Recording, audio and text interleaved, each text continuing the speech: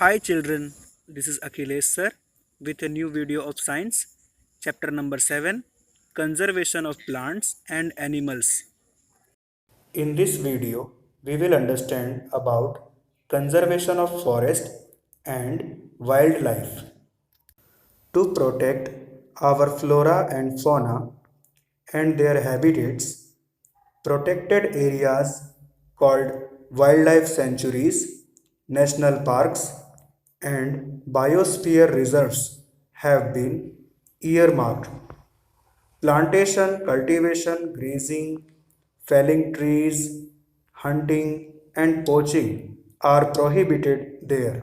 हमारे देश में अलग अलग जगहों पर पाए जाने वाले पेड़ पौधों और जानवरों को सुरक्षित रखने के लिए और उनके प्राकृतिक आवास को भी सुरक्षित रखने के लिए उनकी प्राकृतिक जगहों को भी सुरक्षित रखने के लिए संरक्षित क्षेत्र चिन्हित किए गए हैं, निर्धारित किए गए हैं और उन संरक्षित क्षेत्रों को अलग अलग नामों से बुलाया जाता है, जैसे कि वाइल्ड लाइफ सेंचुरीज, जिसका मतलब होता है वन्य प्राणी अभयारण्य।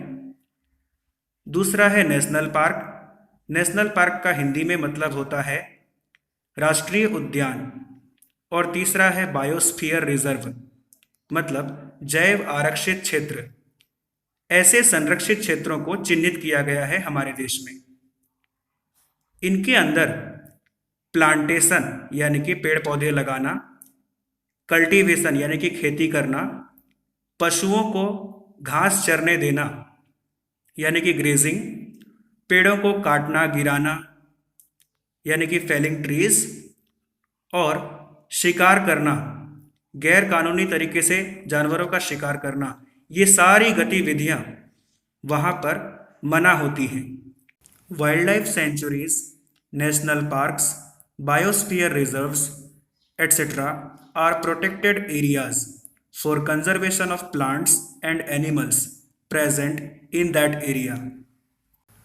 वन्य प्राणी अभयारण्य, राष्ट्रीय उद्यान और जैव आरक्षित क्षेत्र वगैरह ये सभी संरक्षित क्षेत्र होते हैं, सुरक्षित क्षेत्र होते हैं, जिसके अंदर किसी एक स्थान पर पाए जाने वाले पेड़ पौधों और जानवरों को सुरक्षित रखा जाता है, उनकी सुरक्षा की जाती है। Now let's understand in detail what is the difference between national parks and wild life sanctuaries. आइए हम समझने की कोशिश करते हैं कि वन्य प्राणी अभयारण्य और राष्ट्रीय उद्यान के बीच क्या फर्क होता है, क्या अंतर होता है। As you can see in this table that there are two columns. In the first column, we can understand about national park, and through the second column, we can understand about wildlife sanctuary, and through the whole table, we can understand what is the difference between national park and wildlife sanctuary. जैसा कि आप देख सकते हैं, यहाँ पर एक table दिया हुआ है और टेबल के अंदर दो कॉलम दिए हुए हैं, जिसमें पहले कॉलम में नेशनल पार्क यानी कि राष्ट्रीय उद्यान के बारे में बताया गया है और दूसरे कॉलम में वाइल्ड लाइफ सेंचुरी यानी कि वन्य प्राणी अभयारण्य के बारे में समझाया गया है। और पूरे टेबल के माध्यम से हम ये समझने की कोशिश करेंगे कि राष्ट्रीय उद्यान और वन्य प्राणी अभयारण्य के बीच क्या फ़र्क होता है। The first difference between national park and wildlife sanctuary is that a national park is a more restricted area as compared to wildlife sanctuary. Random access to people is not allowed, while in wildlife sanctuary is not a very restricted area. It is open to general public. Now let's come to the second difference between national park and wildlife sanctuary. Tickets or permission are required to enter into a national park, while tickets or permissions are not required to visit a wildlife sanctuary. Let's understand the third difference between national park and wildlife sanctuary. A national park has a definite boundary, while in a wildlife sanctuary does not have specific boundary. Last and fourth difference between national park and wildlife sanctuary is general public cannot use the park for collecting any materials like fruits, firewood. While in wildlife sanctuary, general public cannot use the park for collecting any materials like fruits and firewood. तो आइए एक एक करके सभी अंतर समझ लेते हैं, सभी फर्क को समझ लेते हैं।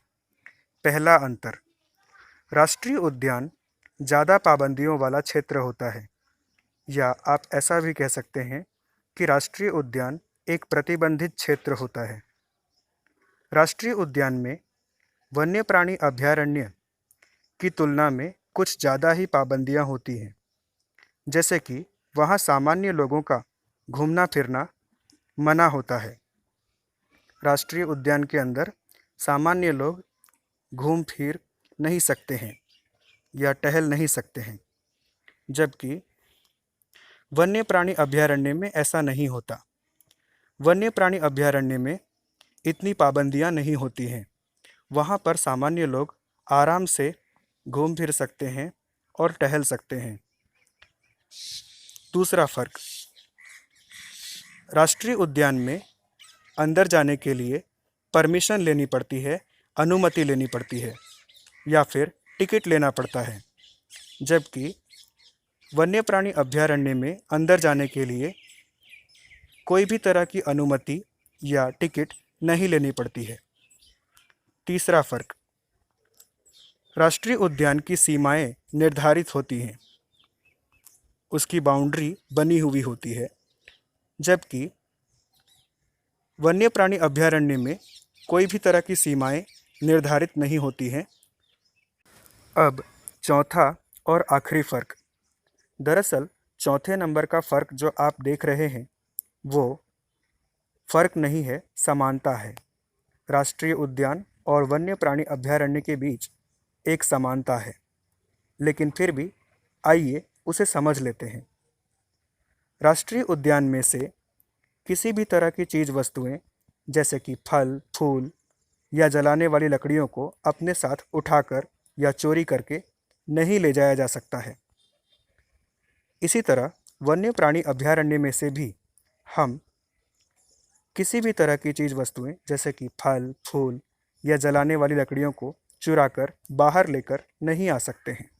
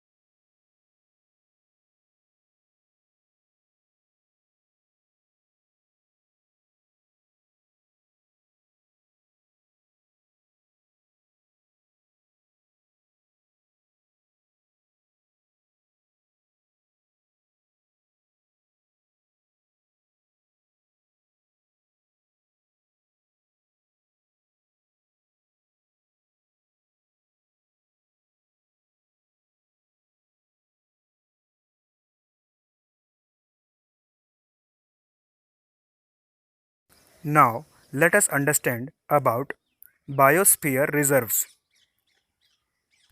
आइए अब हम समझते हैं कि जैव आरक्षित क्षेत्र किसे कहा जाता है। Large areas of protected land for conservation of wildlife, plant and animal resources and traditional life of the tribals living in that area is called biosphere reserve. सुरक्षित ज़मीन पर या संरक्षित ज़मीन पर एक बहुत बड़ा क्षेत्र, एक बहुत बड़ा एरिया जिसका इस्तेमाल पेड़ पौधों और जंगली जानवरों और साथ साथ ही जंगलों में रहने वाली जनजाति या आदिवासी जाति और उनकी परंपराओं को बचाए रखने के लिए, बनाए रखने के लिए इस्तेमाल की जाती है, उस क्षेत्र को बायोस्फीयर रिजर्व या जैव आरक्षित क्षेत्र कहा जाता है।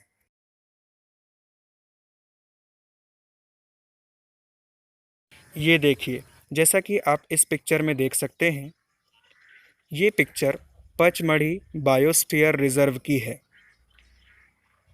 यानी कि पचमढ़ी जैव आरक्षित क्षेत्र। ये बायोस्फीयर रिजर्व भारत के मध्य प्रदेश राज्य में स्थित है। कोई भी बायोस्फीयर रिजर्व या जैव आरक्षित क्षेत्र बहुत बड़ा क्षेत्र होता है। उसके अंदर नेशनल पार्क यानी कि राष्ट्रीय उद्यान और वाइल्ड लाइफ सेंचुरीज यानी कि वन्य प्राणी अभयारण्य हो सकते हैं।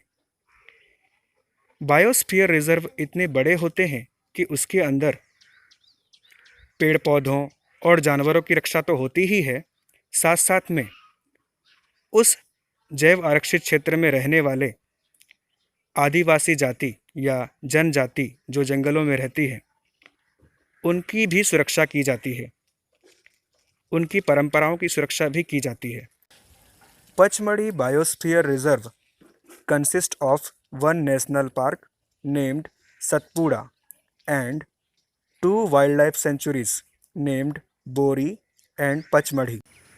पचमढ़ी जैव आरक्षित क्षेत्र में एक राष्ट्रीय उद्यान और 2 वन्य प्राणी अभयारण्य स्थित हैं, जिसमें से राष्ट्रीय उद्यान का नाम है सतपुड़ा और वन्य प्राणी अभयारण्यों के नाम बोरी और पचमढ़ी इस तरह से हैं।